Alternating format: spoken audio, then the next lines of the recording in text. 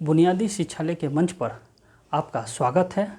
आज हम नई शिक्षा नीति 2020 के बारे में विस्तृत बात करेंगे। इसमें क्या अहम संशोधन हुए हैं, क्या बदलाव हुए हैं, इन सभी बारे में हम जानकारी आपको देंगे इस वीडियो के माध्यम से। सबसे पहले हम ये बताते हैं कि आखिर नई शिक्षा नीति की आवश्यकता क्यों पड़ती है, नई शिक्षा नीति समय समय पर सरकार के द्वारा क्यों लाई जाती है। सबसे अहम बात है, इस बात पर हम आपको ये बताना चाहते हैं कि नई शिक्षा नीति समय के साथ बदलते परिवेश में शिक्षा की गुणवत्ता को बनाए रखने के लिए तथा वैश्विक स्तर पर शिक्षा के क्षेत्र में होने वाले परिवर्तन के बीच में सामंजस्य स्थापित करने के लिए तथा शिक्षा को एक नई शिखर ऊंचाई तक पहुंचाने के लिए ही नई शिक्षा नीति की आवश्यकता पड़ती है। 1986 की शिक्षा नीति 34 साल बाद उसमें संशोधन कर नए स्वरूप, नए बदलाव में नई शिक्षा नीति 2020 लाई गई है। यह शिक्षा नीति 12 ईयर का स्कूलिंग शिक्षा नीति है। ये बच्चों के लिए के काफ़ी बेहतर भविष्य का निर्माण करने के लिए इस शिक्षा नीति को लाया गया है। यह 12 वर्ष की स्कूलिंग शिक्षा है जो बच्चों को प्रदान किया जाएगा। आज हम इन्हीं सभी बातों को हम आपको विस्तृत से बताएंगे, उन मुख्य बिंदुओं को बताएंगे जो शिक्षा नीति में संशोधन, जो 1986 की शिक्षा नीति में संशोधन कर लाए गए हैं, जो पहले की शिक्षा नीति में नहीं थी। आज जो नई शिक्षा नीति लाई गई है, इसमें काफ़ी बच्चों को पढ़ाई के बोझ को कम करने का प्रयास किया गया है तथा उनमें एक स्किल डेवलपमेंट यानी कौशल विकास का कोर्स जोड़कर उनको आगे बढ़ाने का कार्य किया गया है। इस तरह से यह शिक्षा नीति आज काफ़ी महत्वपूर्ण माना जा रहा है। आते हैं यह स्कूली शिक्षा नीति में बदलाव लाया गया है।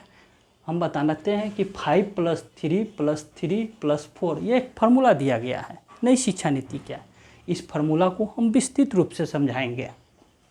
5 यानी 5 ईयर, ये फाउंडेशन स्टेज होगा। इस 5 ईयर को हम फाउंडेशन स्टेज कहेंगे, जिसमें 3 से 8 वर्ष तक के बच्चे शामिल होंगे। इस 3 साल प्री स्कूलिंग शिक्षा होगी। बच्चों को सर्वप्रथम 3 साल प्री स्कूलिंग शिक्षा दी जाएगी जो आंगनबाड़ी केंद्र में होगा। यह आंगनबाड़ी केंद्र भारत सरकार के द्वारा समेकित बाल विकास योजना यानी इंटीग्रेटेड चाइल्ड डेवलपमेंट प्रोग्राम 1975 में लाई गई थी, जिसमें बच्चों और महिलाओं के स्वास्थ्य, पोषण और शिक्षा से संबंधित प्रोग्राम चलाया जाता है। इसी आंगनबाड़ी केंद्र में बच्चों को 3 इयर्स का प्री स्कूलिंग शिक्षा प्रदान की जाएगी और अगले 2 वर्ष वर्ग 1 और 2 में यानी क्लास 1 और 2 में बच्चों को पढ़ाया जाएगा। ये 5 साल का जो फाउंडेशन स्टेज होगा, इसमें बच्चों को भाषा कौशल और शिक्षा के विकास पर फोकस किया जाएगा।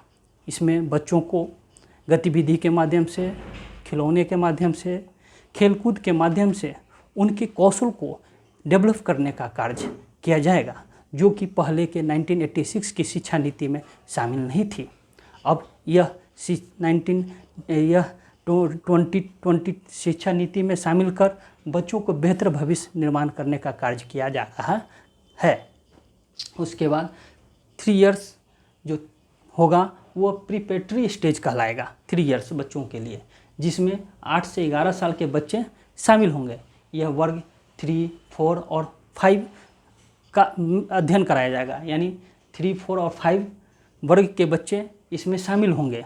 यह प्रीपेटरी स्टेज में इसमें भाषा और संख्यात्मक कौशल विकास पर बल दिया जाएगा और सबसे महत्वपूर्ण बिंदु यह है कि इसमें एक स्थानीय भाषा यानी मातृभाषा पर बल दिया गया है। यह इसलिए किया गया है कि ताकि बच्चे अपनी मातृभाषा और स्थानीय भाषा को अच्छी तरह से समझते हैं, और यदि स्थानीय भाषा और मातृभाषा में बच्चों को पढ़ाया जाए तो वो बेहतर उनकी स्किल डेवलपमेंट होगी, उनकी सोचने की क्षमता बेहतर होगी, उनकी भाषा पर पकड़ होगी तथा वो अच्छे से अच्छे अपने को अध्ययन कर सकते हैं और वो पढ़ सकते हैं। उसके साथ ही विज्ञान, गणित, कला आदि की भी पढ़ाई कराई जाएगी साथ में। इसके बाद फिर 3 इयर्स का होता है मिडिल स्टेज। इस मिडिल स्टेज में 11 से 14 साल के बच्चों को शामिल किया जाएगा, जिसमें वर्ग 6, 7 और 8 शामिल होंगे।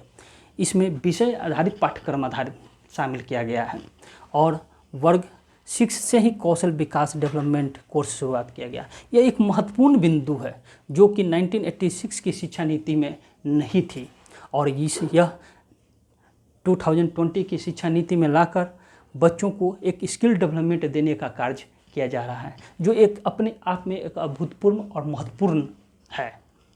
इससे बच्चों को स्किल डेवलपमेंट होगा, यानी सरकार के द्वारा 6 वर्ग से ही कौशल विकास यानी स्किल डेवलपमेंट पर कोर्स की शुरुआत कर उस पर बल दिया जा रहा है, ताकि बच्चों का भविष्य जो उसका निर्माण होगा वो बेहतर निर्माण होगा। और उस स्किल डेवलपमेंट के साथ साथ व्यावसायिक परीक्षण कराए जाएंगे और व्यावसायिक परीक्षण के साथ इंटर्नशिप प्रदान की जाएगी। इंटर्नशिप करने से उनकी जो बच्चों को, जो स्टूडेंट को जो इच्छा होगी, जिस प्रकार का वो व्यावसायिक परीक्षण लेना चाहते हैं, कोर्स करना चाहते हैं, उनको छूट होगी। वो व्यावसायिक परीक्षण लेकर इंटर्नशिप करेंगे और उनमें स्किल डेवलपमेंट विकसित होगा। इस तरह से फिर 4 ईयर का सेकेंडरी स्टेज होगा। ये 4 ईयर्स में 14 से 18 साल के बच्चे शामिल होंगे। यह वर्ग 9th, 10th, 11th और 12 वर्ग होंगे, इसमें शामिल होंगे। इसमें सबसे एक महत्वपूर्ण बदलाव, संशोधन जो 1986 के शिक्षा नीति में नहीं थी, उसमें संशोधन कर एक नई नीति लाई गई है कि साइंस, कॉमर्स, आर्ट्स की अनिवार्यता खत्म कर दी गई है। पहले बच्चों पर क्या होता था कि पढ़ाई का बोझ होता था, उनको टेंशन होता था कि हमें बोर्ड परीक्षा देनी है, हमको 12th का परीक्षा देना है, जिससे वो दबाव में हो जाते थे, प्रेशर में हो जाते थे। अब यह दबाव और यह प्रेशर इस 2020 की शिक्षा नीति में कम करने का प्रयास किया गया है। इसके लिए और दूसरी एक बात यह है कि हम जब 11th में जाते थे, बोर्ड परीक्षा पास करके 11th में जाते थे, तो वहाँ होती थी कि हम साइंस सब्जेक्ट लें, आर्ट्स लें, कॉमर्स लें। ये भी एक बच्चों पर ऊपर दबाव होता था कि क्या पढ़ना चाहिए। बच्चे कभी गार्जियन से, कभी टीचर से, कभी या सेल्फ वो डिसीजन लेकर वो एक सब्जेक्ट चूज करते थे और वो सब्जेक्ट को पढ़ते थे। लेकिन इस जो बॉन्ड होता था सब्जेक्ट चुनने की जो अनिवार्यता होती थी, ये अनिवार्यता को यहाँ ख़त्म कर दिया गया है। यानी बोर्ड परीक्षा पास करने के बाद वह बच्चे, जो भी स्टूडेंट होंगे, वो साइंस विषय का, साइंस, कॉमर्स, आर्ट्स के साथ साथ वो कोई भी सब्जेक्ट पढ़ सकते हैं। जैसे साइंस के साथ कॉमर्स, कॉमर्स के साथ आर्ट्स पढ़ने की उनकी आज़ादी होगी। यानी उनके पास अब विषय चुनने की आज़ादी होगी, उनके ऊपर बोझ नहीं होगा, बॉन्ड नहीं होगा कि हम यही सब्जेक्ट पढ़ेंगे। वो कोई भी विषय जब जो उनकी इच्छा होगी वो विषय पढ़ सकते हैं। अब पढ़ाई 2 चरण में होगी। 9th, 10th, 11th, 12th में प्रत्येक 9th में 2 चरण में पढ़ाई होगी, यानी 6 मंथ की 2 पढ़ाई होगी और 6 मंथ पर वो सेमेस्टर वाइज परीक्षा ली जाएगी। इसी तरह से 9th में, 10th में, 11th में और 12th में टोटल 8 सेमेस्टर की परीक्षा होगी। यह परीक्षाएं वस्तुनिष्ठ और व्याख्यात्मक होगा। इससे बच्चों के ऊपर जो बोझ होता था वो बोझ खत्म हो जाएगा और बच्चे अपने पढ़ाई को आसानी से पढ़कर परीक्षाएं पास कर जाएंगे। इसके साथ ही यह शिक्षा नीति खत्म होता है। धन्यवाद। एक और बात हम आपको बताना चाहते हैं कि यह शिक्षा नीति मानव संसाधन विकास मंत्रालय के द्वारा के कस्तूरी रंगन की अध्यक्षता में लाई गई है। और यदि मेरा वीडियो पसंद आया है तो लाइक और सब्सक्राइब ज़रूर करें, शेयर करें, जिससे हमें नए नए वीडियो बनाने की प्रेरणा मिले। धन्यवाद।